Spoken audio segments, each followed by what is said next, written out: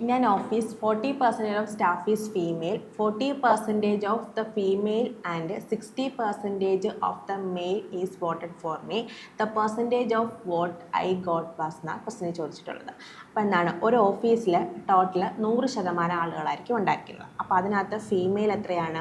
Female എന്ന് പറയുന്നത് 40% ആണ്. അങ്ങനെയാണെങ്കിൽ മെയിൽ സ്റ്റാഫ് എത്രയായിരിക്കും? ബാക്കി 60% ആയിരിക്കും. അപ്പം ഞാൻ ആ ഓഫീസിൽ ടോട്ടൽ 100 സ്റ്റാഫാണ് ഉള്ളതെന്ന് വിചാരിക്കുക. അപ്പം ഫീമെയിൽ എത്രയായിരിക്കും? 40 പേര്, മെയിൽ എന്ന് പറയുന്നത് 60 ആളുകളായിരിക്കും ഉണ്ടായിരിക്കുന്നത്. അതിൽ 40 മെയിലിൽ 40% പേരും, അതേപോലെ തന്നെ 40 ഫീമെയിലിൽ 40% പേരും 60 മെയിലിൽ 60% പേരും എനിക്ക് വോട്ട് ചെയ്തു. അങ്ങനെയാണ് എങ്കിൽ 40ൻ്റെ 40% അല്ലേ എനിക്ക് വോട്ട് കിട്ടുന്നത്? 40 × 40 / 100 എത്രയായിരിക്കും? 0യും ഈ 0യും 2 0 കൊണ്ട് ക്യാൻസലാവും, ബാക്കി 60.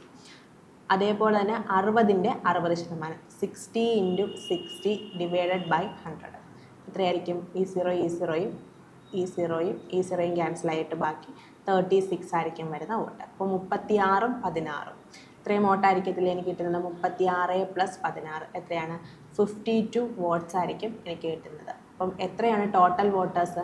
ടോട്ടൽ 100 പേരാണ്. അതിൽ 52 വോട്ട്സാണ് എനിക്ക് കിട്ടിയത്. എത്ര പെർസെൻറ്റേജ് നോക്കാൻ എന്തെടുത്താൽ മതി? × 100 നോക്കാം. ഓക്കെ അല്ലേ? ഈ 2 0യും ഈ 2 0 ക്യാൻസൽ ആകുമ്പോൾ ബാക്കി നമുക്ക് എന്ത് കിട്ടും? 52% ഓഫ് വോട്ടാണ് എനിക്ക് കിട്ടിയത്. ഓക്കെ അല്ലേ? ഒരു ഓഫീസിൽ 40% സ്റ്റാഫ് ഫീമെയിലാണ്, ബാക്കി 60% പേര് എന്താണ്? മെയിലാണ്. അപ്പം ഞാൻ ടോട്ടൽ ആ ഓഫീസിൽ 100 സ്റ്റാഫ് ഉണ്ടെന്നെടുത്തു.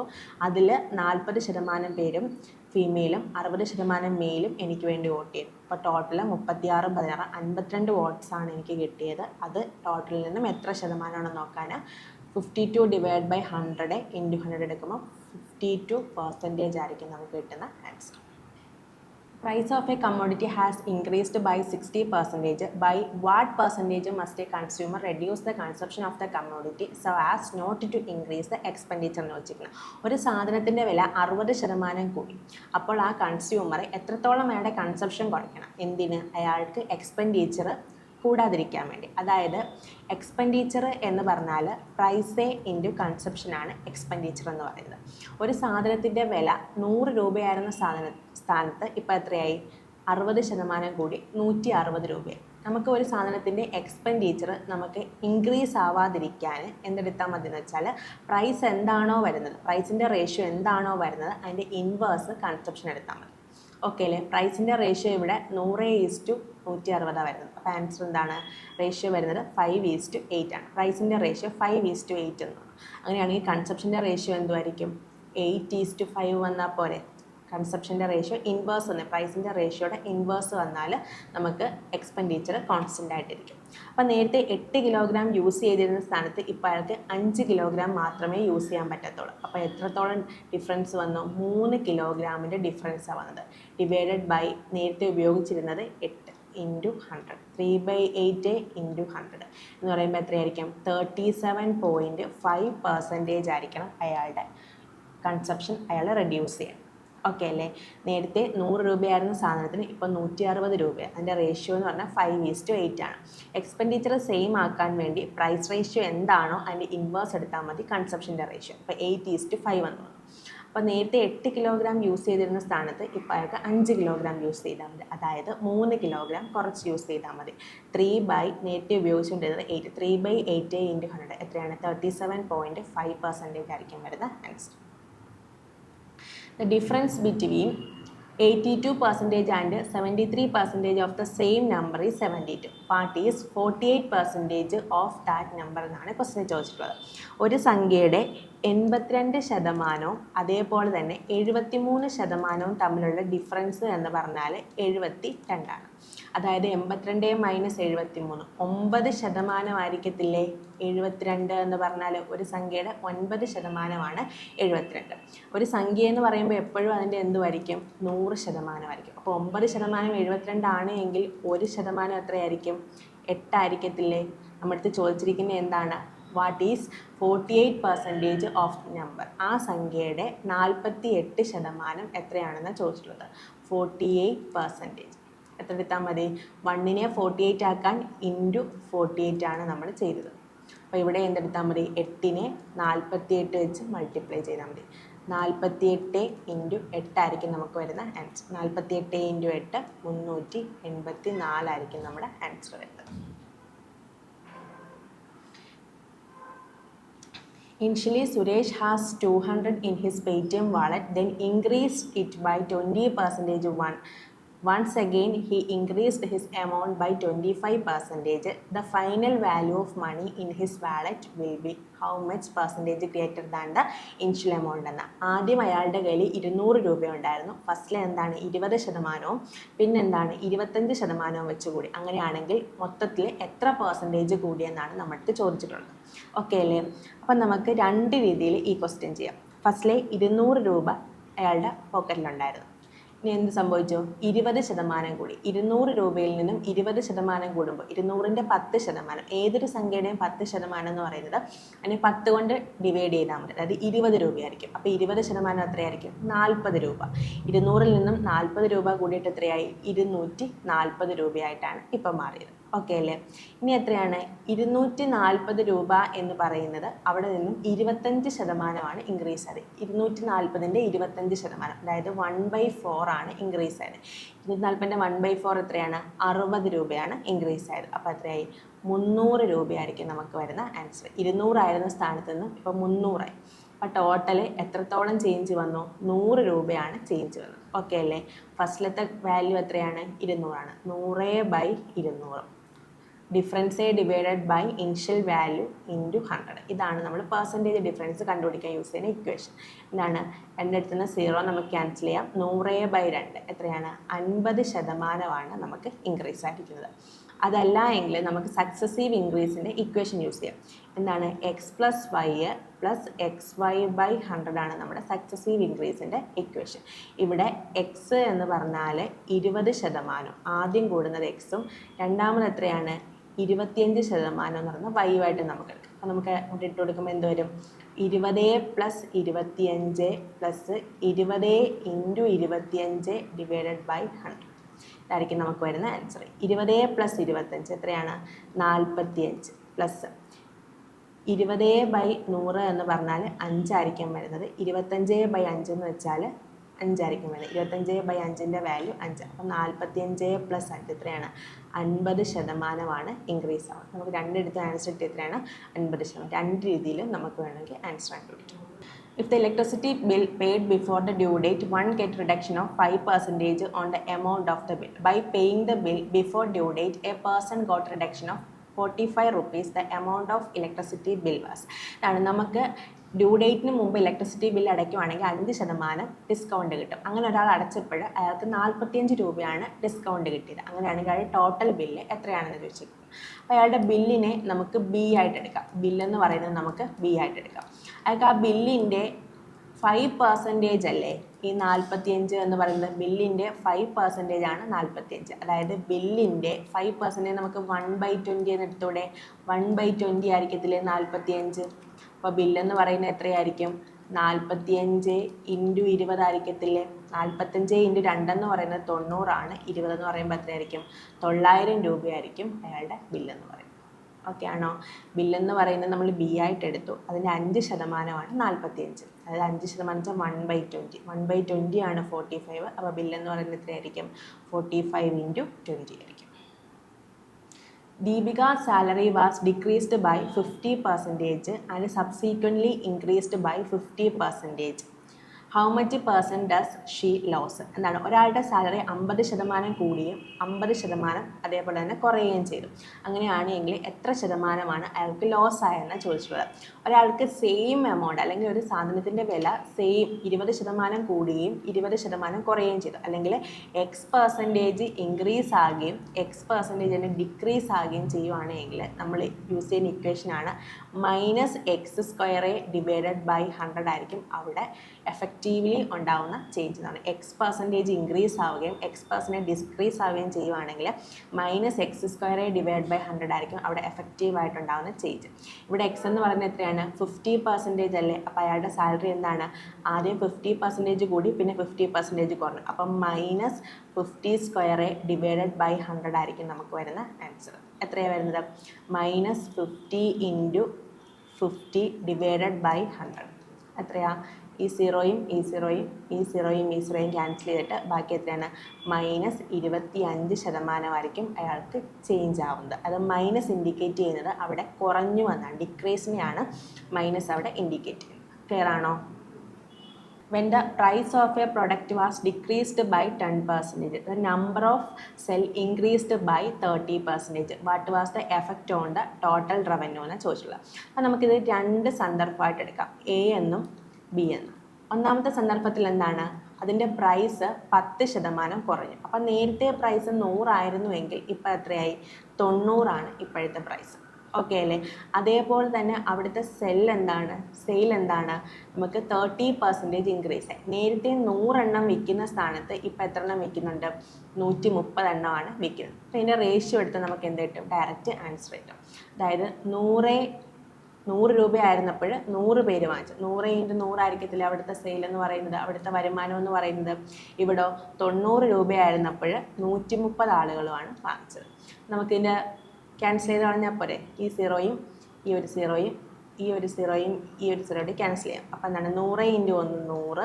ഇപ്പം എത്രയായി? 13 × 9 117. 100 എണ്ണം വിറ്റ് 100 രൂപ കിട്ടിക്കൊണ്ടിരുന്ന സ്ഥാനത്ത് ഇപ്പം 117 രൂപ കിട്ടി. എത്ര രൂപ കൂടി? 17 രൂപയാണ് കൂടിയത്. എവിടെ നിന്ന്? ഇനിഷ്യൽ വാല്യൂ 100 17/100 × 100 എത്രയാണ്? 17% ഇൻക്രീസ് ആയത്. അതല്ല എങ്കിൽ നമ്മുടെ നേരത്തെ ഡിസ്കസ് ചെയ്ത സക്സസീവ് ഡിസ്കൗണ്ട് എന്ന് പറയുന്ന സക്സസീവ് പെർസെൻറ്റേജ് ഇൻക്രീസ് എന്ന് നേരത്തെ ഡിസ്കസ് ചെയ്ത സക്സസീവ് പെർസെൻറ്റേജ് ഇൻക്രീസ് എന്ന് പറയുന്ന ആ ഒരു ഇത് യൂസ് ചെയ്ത് വേണമെങ്കിൽ നമുക്ക് ക്വസ്റ്റ്യൻ ചെയ്യാം. ആദ്യം എന്താണ്? 10% ഡിക്രീസ് ആയി. അപ്പോൾ എക്സിൻ്റെ വാല്യൂ എത്രയാണ്? -10. ഡിക്രീസ് ആയെങ്കിൽ മൈനസ് ഇട്ട് കൊടുക്കുക. വൈയുടെ വാല്യൂ എന്താണ്? 30% ഇൻക്രീസ് ആയത്. അപ്പോൾ ഇൻക്രീസ് ആയതുകൊണ്ട് +30 അല്ലെങ്കിൽ വെറും 30 ഇട്ട് കൊടുത്താലും മതി. നമ്മുടെ ഇക്വേഷൻ എന്താണ്? x + y + xy/100. ഇതാണ് നമ്മുടെ ഇക്വേഷൻ. x + y എത്ര വരും? -10 + 30 പ്ലസ് -10 × 30/100. അപ്പോൾ എത്ര വരും? -10 + 30 എന്ന് പറയുമ്പോൾ 20 വരും. പ്ലസ് ഈ ഒരു സീറോയും ഈ ഒരു സീറോയും ഈ ഒരു സീറോയും ഈ ഒരു സീറോയും ക്യാൻസൽ ചെയ്യുമ്പോൾ -3 വരും. 20 - 3 എത്രയാണ്? 17% നമ്മുടെ സെയിൽ ഇൻക്രീസ് ആണ്. ഇവിടെ പ്ലസ് ആണ് നമുക്ക് വന്നിട്ടുള്ളത്. അപ്പോൾ എന്താണ്? ഇവിടെ ഇൻക്രീസ് ആണ് സംഭവിച്ചിട്ടുള്ളത്. Two numbers are respectively 20% and 50% more than third number. രണ്ട് സംഖ്യകൾ എന്താണ്? മൂന്നാമത്തെ സംഖ്യയെ അപേക്ഷിച്ച് 20% 50% കൂടുതലാണ്. What percentage is the first number of the second? നമ്മൾ പെർസെൻറ്റേജ് പഠിക്കുമ്പോൾ നമ്മൾ പറയുന്നതാണ് A is what percentage of B. A is what percentage of B എന്ന് പറഞ്ഞാൽ A/B × 100 ആയിരിക്കും നമുക്ക് വരുന്ന ആൻസർ. അതായത് ഓഫ് കഴിഞ്ഞ് ആരാണോ വരുന്നത് അതിനെ പിടിച്ച് ഡിനോമിനേറ്ററിൽ ഇടുക, അതിന് മുമ്പ് ആരാണോ ഉള്ളത് അതിന് ന്യൂമറേറ്ററിൽ ഇടുക, × 100 ആണ് നമ്മുടെ ആൻസർ വരുന്നത്. അപ്പോൾ 3 സംഖ്യകൾ നമുക്ക് പറയുന്നുണ്ട്, A, B, C എന്നെടുക്കാം. മൂന്നാമത്തെ സംഖ്യയേക്കാൾ 20% 50% കൂടുതലാണ് ബാക്കി 1, 2 സംഖ്യകൾ. അപ്പോൾ മൂന്നാമത്തെ സംഖ്യ നമുക്ക് 100 എടുത്താൽ ഒന്നാമത്തെ സംഖ്യ എത്രയായിരിക്കും? 20% കൂടി 120. രണ്ടാമത്തെ സംഖ്യ 150. What percentage is the first number of the second? അപ്പോൾ ഓഫ് കഴിഞ്ഞ് വന്നിരിക്കുന്നത് സെക്കൻഡ് നമ്പറാണ്. സെക്കൻഡ് നമ്പർ ആരാ? 150. ഫസ്റ്റ് നമ്പറിനെ അല്ലേ കമ്പയർ ചെയ്യാൻ പറഞ്ഞിരിക്കുന്നത്? 120 × 100. ഇതായിരിക്കും നമുക്ക് വരുന്ന ആൻസർ. മുകളിലും താഴെയും നമുക്ക് ഒരു 30 വെച്ച് ക്യാൻസൽ ചെയ്യാം. അപ്പോൾ എന്ത് വരും? 4ഉം ഇവിടെ 5ഉം വരും. 4/5 × 100 എത്രയായിരിക്കും? 100/5 എന്ന് പറഞ്ഞാൽ 20 ആണ്. 4 × 20 80% ആയിരിക്കും വരുന്ന ആൻസർ. അതായത് 150ൻ്റെ എത്ര ശതമാനമാണ് 120 എന്നാണ് നമ്മളിത് ശരിക്കും ക്വസ്റ്റിനെ ഉദ്ദേശിക്കുന്നത്. 150ൻ്റെ 80% എത്ര? 120 എന്ന് പറയുന്നത്. ആൻസർ വരുന്നത് 80% ആയിരിക്കും വരുന്ന answer. In an election between two candidates who get 47% is rejected by a majority of 1800 vote. Find the number of vote polled. A എന്നും ബി എന്നും പറയുന്ന രണ്ട് പേര് തമ്മിലുള്ള ഇലക്ഷനിൽ എ എന്ന് പറയുന്ന ആൾക്ക് 47% വോട്ടാണ് കിട്ടിയത്. ടോട്ടൽ അവിടെ 100% വോട്ടാണ് പോൾ ചെയ്തതെങ്കിൽ എക്ക് 47% കിട്ടുമ്പോൾ ബിക്ക് മിച്ചമുള്ള 53% ആയിരിക്കത്തില്ലേ കിട്ടുന്നത്. അവർ തമ്മിലുള്ള വോട്ടിൻ്റെ ഡിഫറൻസ് എന്ന് പറഞ്ഞാൽ 1800 ആണെന്ന് പറയുന്നുണ്ട്. കാരണം ബിക്ക് എയേക്കാൾ 1800 വോട്ട് കൂടുതൽ കിട്ടിയതുകൊണ്ട് ബി ആണ് ജയിച്ചത്. അപ്പം ശരിക്കുമുള്ള പെർസെൻറ്റേജ് ഡിഫറൻസ് എത്രയാണ്? 6% ഡിഫറൻസ് ആണ്. ആ 6% ആയിരിക്കത്തില്ലേ 1800. അങ്ങനെയാണെങ്കിൽ ടോട്ടൽ വോട്ട് എത്രയാണെന്ന് ചോദിച്ചു. ടോട്ടൽ വോട്ട് എത്രയാണ്? 100%. 6% 1800. അപ്പോൾ 1% എത്രയായിരിക്കും? 300 വോട്ടായിരിക്കത്തില്ലേ? 1800 ഡിവൈഡ് ബൈ 6 എത്രയാണ്? 300 വോട്ടാണ്. അങ്ങനെയാണെങ്കിൽ 100% വോട്ട് എന്ന് പറയുന്നത് എത്രയായിരിക്കും? 300 × 100 എത്രയാണ്? 30,000 വോട്ട്സാണ് നമ്മുടെ ടോട്ടൽ വോട്ടായിട്ട് നമ്മളിവിടെ എടുക്കുന്നത്. In a certain organization, 40% of employees are matriculates, 50% of the remaining are graduates, and remaining 180 are postgraduate. What is the number of graduate employees എന്നാണ് ചോദിച്ചിട്ടുള്ളത്. അപ്പോൾ ഒരു ഓർഗനൈസേഷനിൽ ടോട്ടൽ 100% പേരാണ് ഉള്ളത് നമുക്ക് വിചാരിക്കാം. അപ്പോൾ അവിടെ എന്താണ്? 40% എംപ്ലോയീസ് മെട്രിക്കുലേറ്റ്സ് ആണ്. അപ്പോൾ 40 എംപ്ലോയീസ്, 100ൻ്റെ 40% എത്രയാണ്? 40 പേരാണ്. അവരെന്താണ്? മെട്രിക്കുലേറ്റ്സ് ആണെന്നാണ് പറയുന്നത്. അതേപോലെ തന്നെ റിമൈനിങ്ങിലുള്ളതിൻ്റെ 50%, റിമൈനിങ് 40 പോയാൽ ബാക്കി 60 പേരില്ലേ, 60ൻ്റെ 50%, അതായത് 60ൻ്റെ പകുതി എത്രയാണ്? 30 പേരെന്താണ്? ഗ്രാജുവേറ്റ്സ് ആണ്. ഓക്കെ അല്ലേ? 30 പേര് ഗ്രാജുവേറ്റ്സ് ആണ്. ബാക്കി എത്ര പേരുണ്ട്? 40, 30, 70 വന്നു. ബാക്കി 30 അല്ലേ ഉള്ളത്. ബാക്കി 30% പേരെന്താണ്? പോസ്റ്റ് ഗ്രാജുവേറ്റ്സ് ആണെന്ന് പറയുന്നുണ്ട്. ആ 30% 180 പേരാണെന്നല്ലേ ക്വസ്റ്റ്യൻ പറയുന്നത്. 30% 180 പേരാണെന്നാണ് ക്വസ്റ്റ്യൻ പറയുന്നത്. What is the number of graduate employees? Graduate എംപ്ലോയീസിൻ്റെ എണ്ണം എത്രയാണെന്നാണ് ചോദിച്ചിട്ടുള്ളത്. അപ്പോൾ 30% 180 ആണ്. അവർ പോസ്റ്റ് ഗ്രാജുവേറ്റ്സ് ആണെന്നും ക്വസ്റ്റ്യൻ പറയുന്നത്. അപ്പം ഗ്രാജുവേറ്റ്സ് എത്രയാണ്? 30% തന്നെയല്ലേ വരുന്നത് അല്ലേ? ഗ്രാജുവേറ്റ്സ് 30% തന്നെയാണ് വരുന്നത്. അതും എത്ര തന്നെയായിരിക്കും? 180 പേര് തന്നെയായിരിക്കും വരുന്നത്. ഒരു ഓർഗനൈസേഷനിൽ 40% പേര് മെട്രിക്കുലേറ്റ്സ് ആണ് അല്ലേ? 40 പേര് മെട്രിക്കുലേറ്റ്സ് ആണ്. റിമൈനിങ് 60 പേരുണ്ട്. അതിലും എത്രയാണ്? പകുതി പേരും ഗ്രാജുവേറ്റ്സ് ആണെന്ന് പറഞ്ഞു. അതായത് ബാക്കി 60 പേരിൽ പകുതി എന്ന് പറയുമ്പോൾ 30 പേരെന്താണ്? ഗ്രാജുവേറ്റ്സ് ആണ്. ബാക്കി എത്ര പേരുണ്ട്? 30 പേരുണ്ട്. അവർക്ക് പോസ്റ്റ് ഗ്രാജുവേഷൻ ഉള്ളവരാണ്. അപ്പോൾ അത് എത്രയാണ് നമുക്ക് തന്നിട്ടുണ്ട്? 180 ആണ്. അങ്ങനെയാണെങ്കിൽ ഗ്രാജുവേറ്റ്സിൻ്റെ എണ്ണം എത്രയാണെന്നാണ് ചോദിച്ചത്. ഗ്രാജുവേറ്റ്സിൻ്റെ എണ്ണം എത്ര തന്നെയായിരിക്കും? 180 തന്നെയായിരിക്കും വരുന്ന answer. Ravi scored 30% mark and failed by 15 mark. Deepak scored 40% mark and obtained 35 mark more than those required to pass. Find the minimum percentage pass mark. നമ്മൾ നേരത്തെ ഇതുപോലൊരു ക്വസ്റ്റ്യൻ ചെയ്തായിരുന്നു. എന്താണ്? രവി എന്ന് പറയുന്ന ആൾക്ക് 30% മാർക്ക് കിട്ടി. പക്ഷെ എന്താണ്? അയാൾ 15 മാർക്കിന് തോറ്റുപോയി. എന്ന് പറഞ്ഞാൽ 15 മാർക്കും കൂടി ഉണ്ടായിരുന്നു എങ്കിൽ അയാൾ എന്തായാലും പാസ്സാവത്തില്ലായിരുന്നോ? അതേപോലെ തന്നെ ദീപക്കിന് എന്താ സംഭവിച്ചത്? ദീപക്കിനും 40% മാർക്ക് കിട്ടി. പക്ഷേ എന്താണ്? 35 മാർക്കിന് തോറ്റുപോയി. അപ്പം 35 മാർക്ക് എന്താണ്? പാസ് മാർക്കിനേക്കാൾ കൂടുതലാണ്. അപ്പം 40% മാർക്കിൽ നിന്ന് എന്താണ്? 35 മാർക്ക് കുറച്ചാൽ നമ്മൾ എന്ത് കിട്ടിയേനെ? Pass mark കിട്ടിയേനെ. ഈ 2 മാർക്കും എന്താണ്? പാസ് മാർക്കല്ലേ? അപ്പം രണ്ടും ഈക്വൽ അല്ലേ? നമുക്കതിനെ ഇക്വേറ്റ് ചെയ്യാം. അപ്പം എന്താണ്? 30% പ്ലസ് 15 എന്ന് പറഞ്ഞാലും 40% മൈനസ് 35 എന്ന് പറഞ്ഞാലും സെയിം. രണ്ടിനെയും നമുക്ക് ഇക്വേറ്റ് ചെയ്യുമ്പോൾ എന്ത് കിട്ടും? 50 മാർക്ക് എന്ന് പറഞ്ഞാലായിരിക്കത്തില്ലേ 10% കിട്ടുന്നത്. നമുക്ക് വേണ്ടത് എന്താണ്? Find the minimum percent pass mark എന്നാണ് നമ്മുടെ ചോദിച്ചിരിക്കുന്നത്. 30% പ്ലസ് 15. ഈ 15 മാർക്ക് എത്ര ശതമാനമാണ് എന്ന് കണ്ടുപിടിച്ച് രണ്ടും കൂടി കൂട്ടുന്നതായിരിക്കത്തില്ല നമ്മുടെ പാസ് മാർക്ക്. അല്ലെങ്കിൽ 35 മാർക്ക് എത്രയാണെന്ന് എത്ര ശതമാനമാണെന്ന് കണ്ടുപിടിച്ചിട്ട് 40-ൽ നിന്ന് മൈനസ് ചെയ്യുന്നതായിരിക്കത്തില്ല നമ്മുടെ പാസ് മാർക്ക്. രണ്ടും ഈക്വലാണ്. അപ്പോൾ 50% മാർക്ക്, 50 മാർക്ക് എന്ന് പറഞ്ഞാൽ 10%. അപ്പോൾ 5 മാർക്ക് എന്ന് പറഞ്ഞാൽ എത്രയായിരിക്കും? 1% ആയിരിക്കത്തില്ലേ വരുന്നത്. നമുക്ക് വേണ്ട എന്താണ്? 15 മാർക്ക് എത്ര ശതമാനമാണെന്നാണ് വേണ്ടത്. 5നെ 15 ആക്കാൻ × 3 ചെയ്താൽ പോരെ. അപ്പോൾ 1നെ എന്തെടുത്താൽ മതി? × 3 ചെയ്താൽ മതി. അപ്പോൾ എത്രയാണ് 3% ആണ് 15 മാർക്ക്. അപ്പോൾ നമുക്ക് എന്ത് മനസ്സിലായി? 30% പ്ലസ് 15 മാർക്ക്. 15 മാർക്ക് എന്ന് പറഞ്ഞാൽ എത്രയാണ്?